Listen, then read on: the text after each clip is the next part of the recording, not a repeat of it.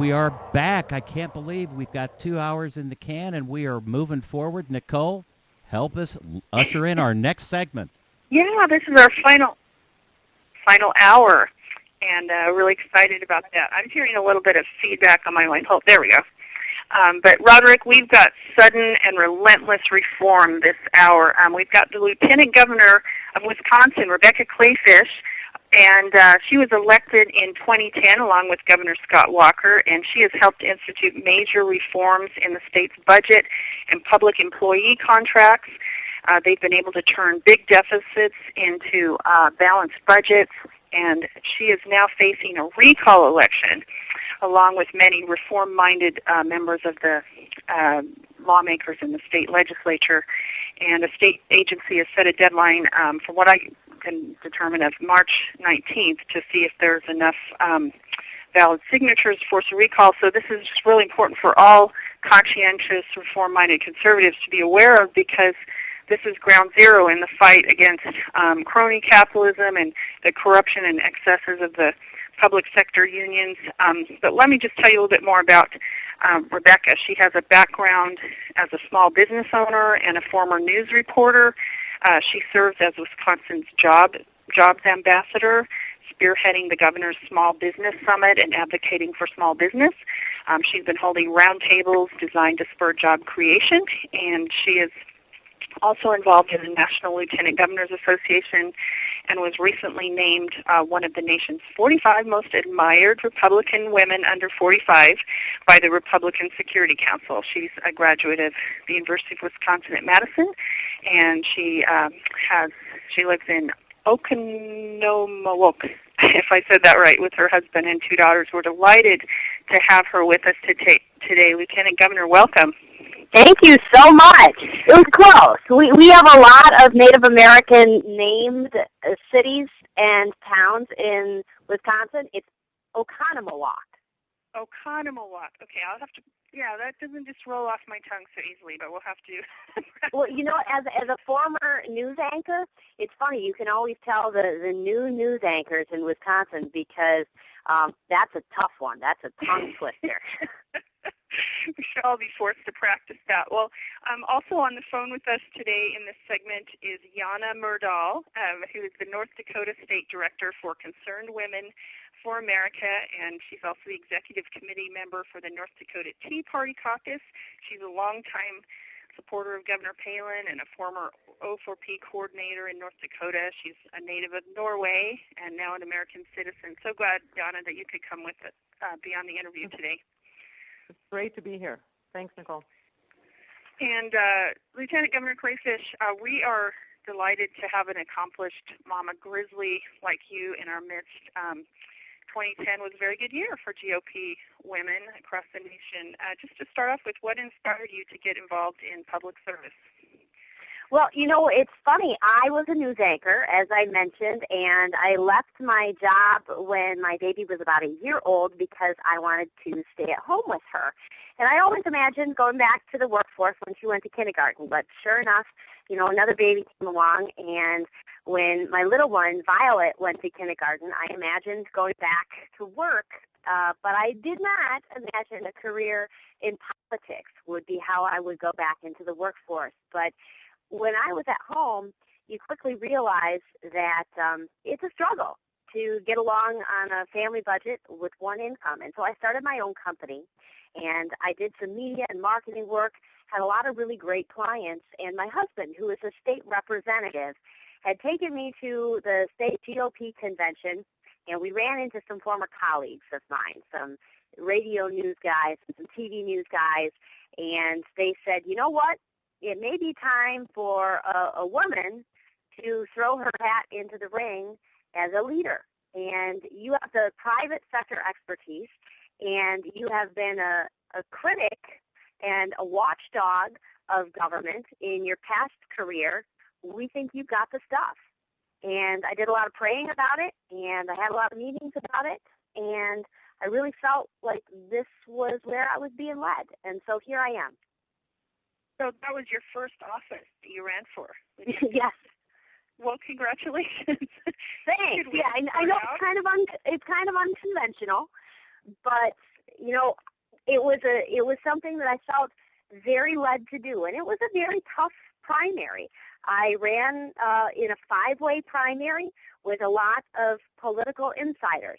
I had a lot of things that I was up against. In our state convention the year I was running, I was the first one voted off the ballot in the endorsement process. People didn't want to hear from me. And 2 weeks before the primary, I was diagnosed with colon cancer. And so there were a lot of things that stood in my way. But if you have an extra reserve of grit and some strength and resilience in your gut, you can get through nearly anything. And my supporters, members of the Tea Party and reform-minded folks raised me up to victory. It was a remarkable year, and on top of that, we have had another remarkable year in office. Right. Well, we pray for your health also. Oh, I'm good now. I'm totally fine. Good. Well, your state has really become the front line on the battle to reform public sector excesses that threaten state budgets. You're taking a lot of heat right now. Could you talk about what you and Governor Walker faced as you took office a little over a year ago? What was the budget and economic system or situation like taking over you from a liberal governor who I had read that he got an F rating from the Cato Institute for his big government policies. So I can imagine it wasn't a great situation. Sure, Nicole. It was no good. We put our hands down from being sworn in. We returned to our desks. They had buckets of lead ink on them. We were facing a $3.6 billion with a B dollar budget deficit, and yet we had a whole bunch of hardworking families and taxpayers who had just elected us to do a budget without raising taxes. They said, this recession has hit us like an avalanche. We can't dig out on our own. You're going to need to give us a little help there, government. Stop spending our money like crazy, like the past administration. And the past administration had spent money like crazy. And in order to fill budget holes, they used every gimmick and magic trick in the book, including using one-time stimulus dollars and show games and fund raids. And there were a lot of people who were very angry. And they showed it because they turned out at the polls. And so what we did was we did cut back. We did begin to right-size government.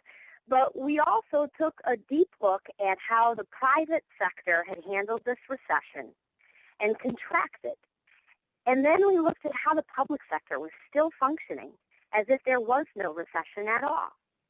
And if the private sector and those employees are the ones funding government, you know that there's going to be a mismatch. And that mismatch manifested itself in the form of a $3.6 billion budget deficit. And so what we said was, you can't have your public employees be the haves and your private sector guys be the have-nots.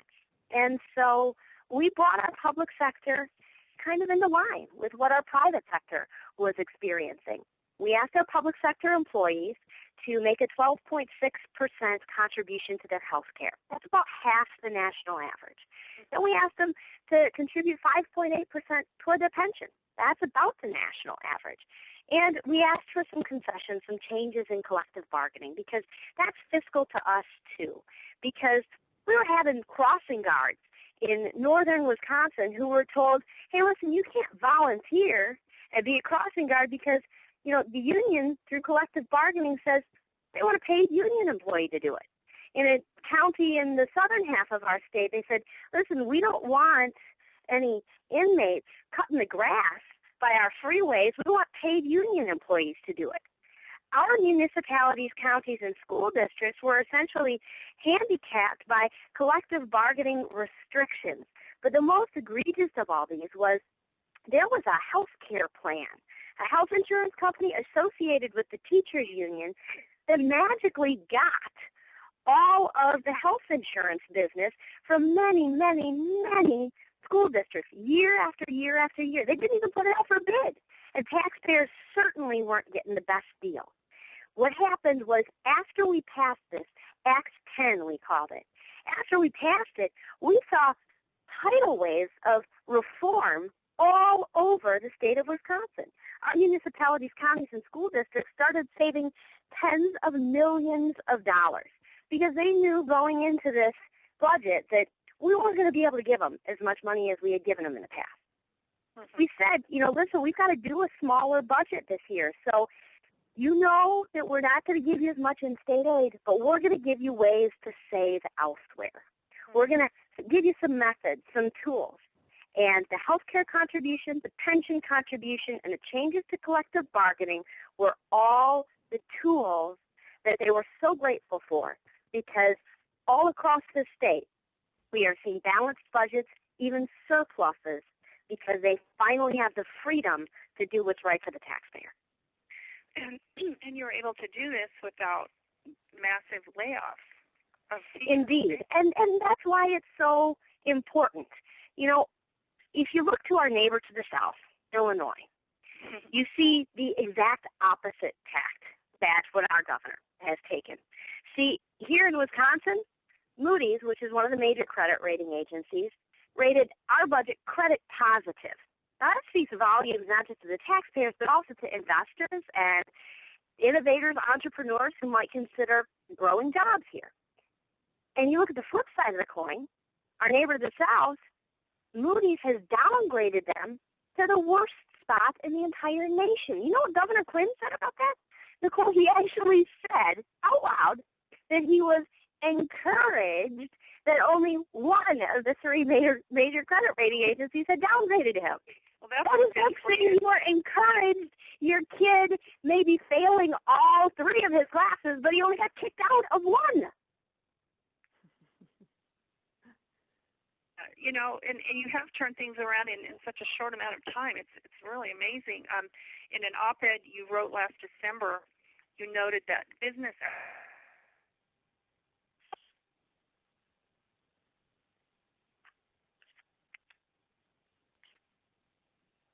most impact on business optimism, which reform. Did we lose the Lieutenant Governor? Oh. No, I can hear you now, Nicole. You were talking about an op-ed that I wrote in December, and I think you're about to talk about business.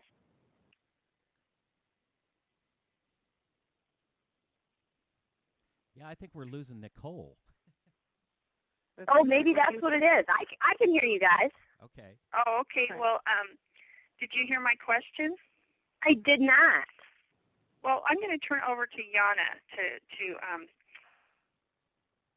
Okay, I'm going to take over, Nicole, because we're losing you, and I think, Lieutenant Governor, can you still hear me? I absolutely can, Yana. All right.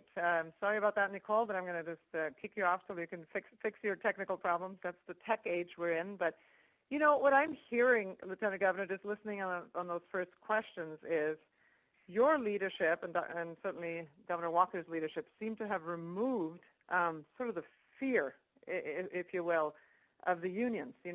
One of my passions is K through 12 education, and we're a right-to-work state here where I live, so tenure and those things are really not existing. However, we sort of seem to be, as whether it's politicians or grassroots, we sort of live in that fear of the unions. Can you expand on that a little bit? Because you said other municipalities now in Wisconsin are kind of going, thank you, you gave us the courage, you gave us the sword kind of to start cutting budgets and stuff. Absolutely. And listen, our public sector workers are the best public servants you could imagine.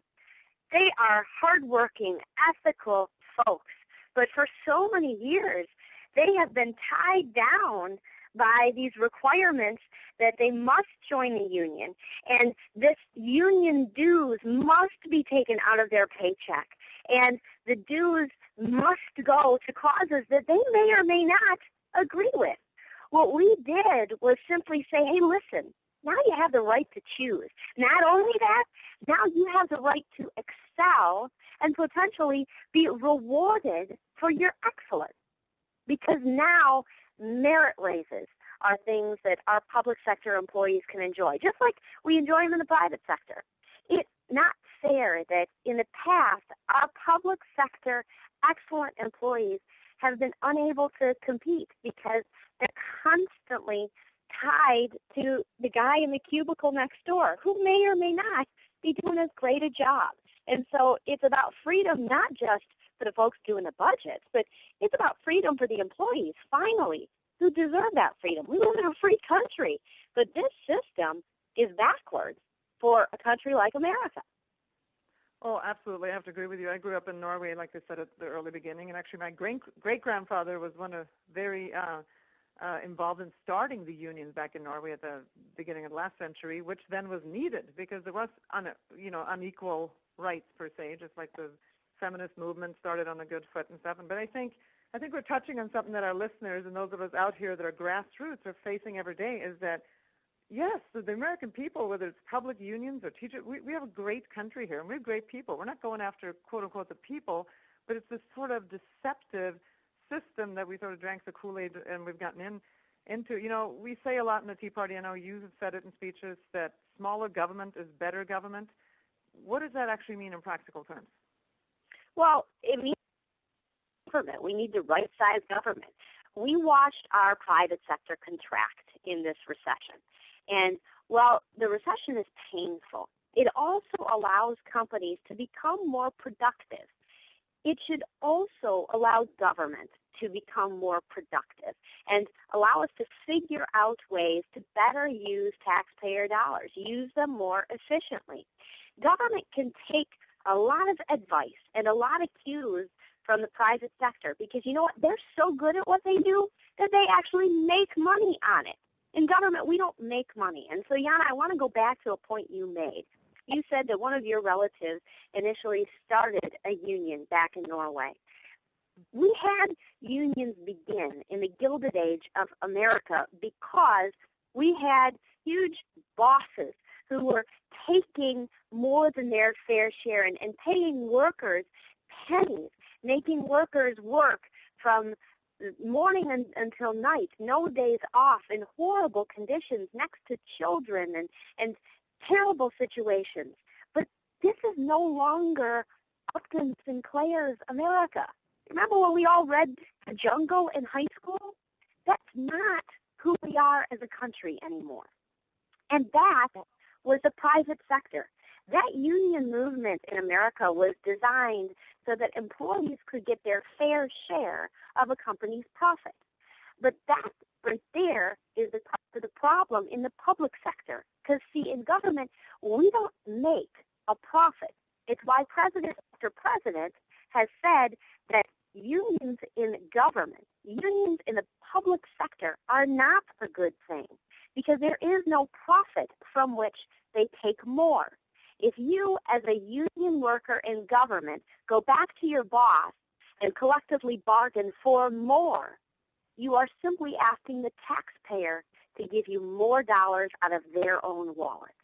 And taxpayers have said, not anymore. Yeah, absolutely. And, you know, for those of us out here, whether it's on the farm where I'm sitting today, or across the country, it seems like that common sense of what you're talking about, that, you know, government doesn't have money. It only has the money we give to them. I think that's what Margaret Thatcher sort of revealed to us about 30 years ago. They only have that. And so that common sense sure doesn't look like common practice anymore in government. Now, you walked a very, like you said yourself earlier, unconventional way to the office you hold. And you've had a lot of backlash. I've been watching that from a couple of states away. How do you personally handle it? We'll get to the recall situation too in the last few minutes. But how do you personally, as a family, how do you handle the backlash and the criticism when you know you're actually doing the right thing for your state? Well, I'm a woman of very deep faith, and so that helps me handle it, to be frank with you. But at the end of the day, Jana, I'm proud of what we've accomplished in Wisconsin. And so if we have to go back to taxpayers, our hardworking families, our voters, sooner than we would have anticipated, sooner than the 4 years we have been elected, that's not a bad thing because we have a record that we're really proud of. We worked very hard, and we had sweeping change and big reforms all within a year. There are administrations around this country who could only hope for accomplishing what we have accomplished in a year in decades, to be frank with you.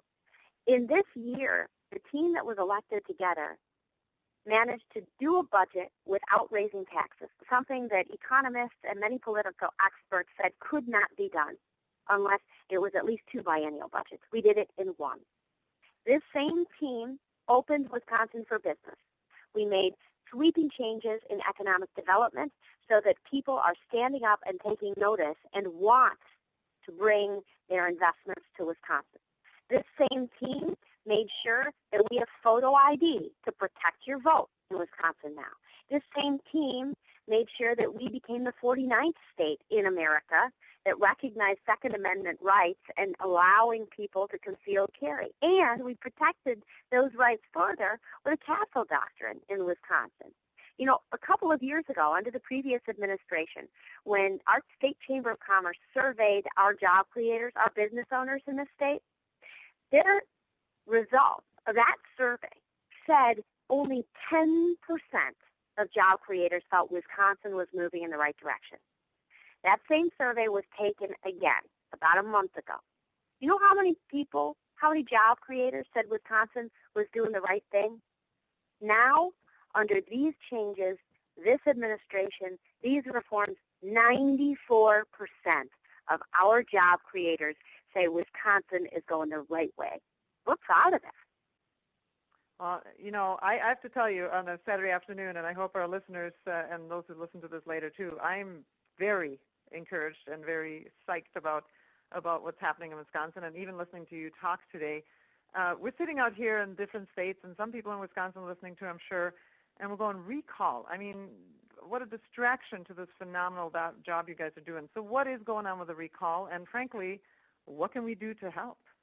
Well, thank you for that opportunity to talk about it, because the governor and I and 3 of our brave state senators are being recalled for doing our jobs. The taxpayers told us, without question, they wanted a budget without raising taxes. That's exactly what we did, and we did make some big reforms.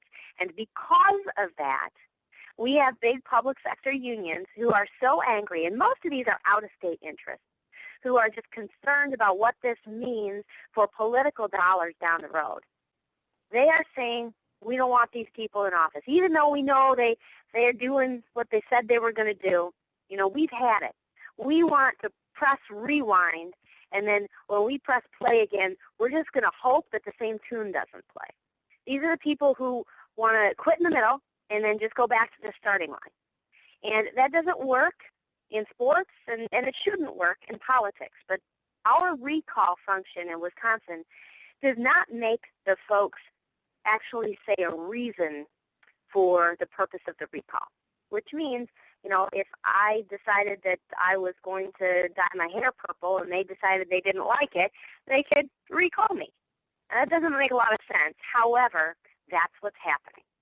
And so we saw people spend the entire winter collecting signatures, putting them on petitions, and now we're in the process of having those signatures verified. We do believe that they will have enough signatures and that we will go back on the ballot. But when we go back on the ballot, we have every intention of winning again, because there's this panel in the governor's conference room. It's in between, you know, those beautiful murals that you see in these gorgeous historic government buildings. And this panel says, the will of the people is the law of the land. Mm. The will of the people was to elect the governor and myself in fall of 2010. That has not changed. We were elected to a 4-year term, and when we go back on the ballot, we will win. But we do need help. And so I'm so thankful that you allowed me this opportunity to talk about that. And so if you do have a moment, please visit my website, RebeccaForReal.com, or the governor's website, which is scottwalker.org. And please consider making a small contribution, or go to our Facebook pages. You can just go to Rebecca for Real on Facebook and just press like and tell your friends about it, because we need support. We need you to take your circle of influence, the sphere of friends you have, and ask them to spread the word, because we need to do battle with all of these out-of-state big union interests who are flooding dollars into our opponents' war chests right now.